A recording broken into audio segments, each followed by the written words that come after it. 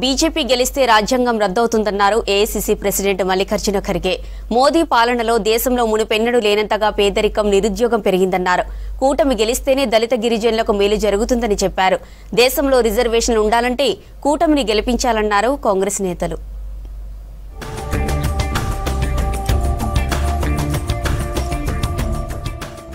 BJP నేతలు తప్పుడు వాగ్దానాలతో 2014లో అధికారంలోకి వచ్చారని ఫైర్ అయ్యారు ఏఐసీసీ చీఫ్ మల్లికార్జున ఖర్గే.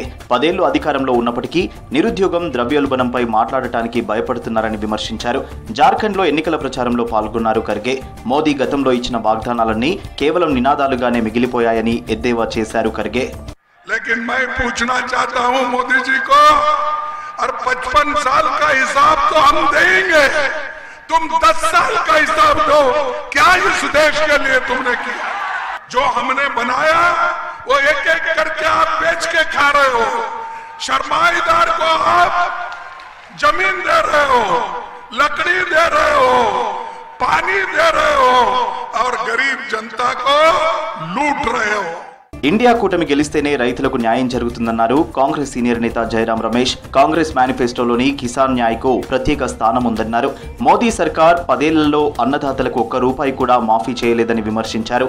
మన్మోహన్ సింగ్ హయాంలో 72,000 కోట్ల రైతు రుణాలు మాఫీ చేశామని గుర్తు చేశారు జయరాం రమేష్.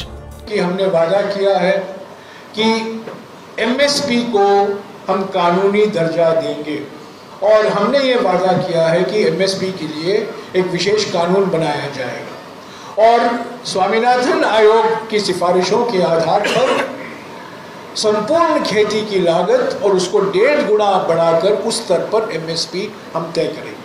బీహార్, జార్ఖండ్లపై ప్రధాని మోదీది సబతి తల్లి ప్రేమన్నారు ఆర్జేడీ నేత తేజస్వి యాదవ్. ఎన్నికలప్పుడే బీజేపీకి దళిత గిరిజనులు గుర్తొస్తారని ఆరోపించారు.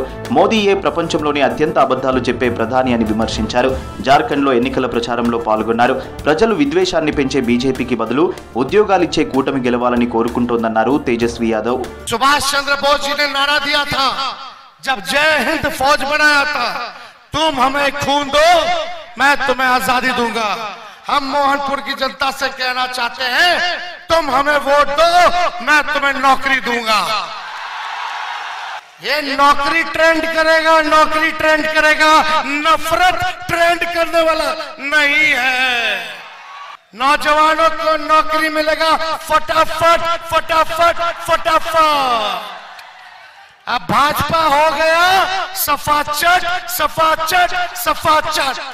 లిక్కర్ స్కామ్ పేరుతో బీజేపీ వేధిస్తోందన్నారు ఆప్ చీఫ్ ఢిల్లీ సీఎం అరవింద్ కేజ్రీవాల్. ఎలాంటి ఆధారాలు లేకుండానే అరెస్టు చేశారని చెప్పారు. ప్రధాని మోదీ తప్పును కప్పిపుచ్చుకోవడానికి తనను దొంగ అంటున్నారని విమర్శించారు. ఈడీ, సిబిఐ 500కు పైగా తనిఖీలు చేసినా ఒక్క పైసా కూడా స్వాధీనం చేసుకోలేదన్నారు కేజ్రీవాల్.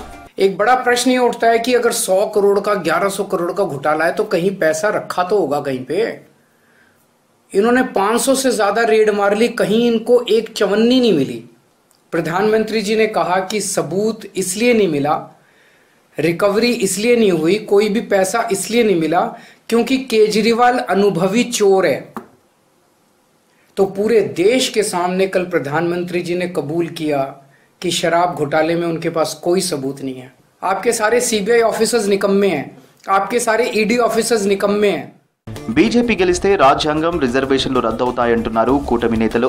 దేశంలో నిరుద్యోగం, పేదరికం పోవాలంటే ఎన్నికల్లో కూటమి అభ్యర్థులను గెలిపించాలన్నారు.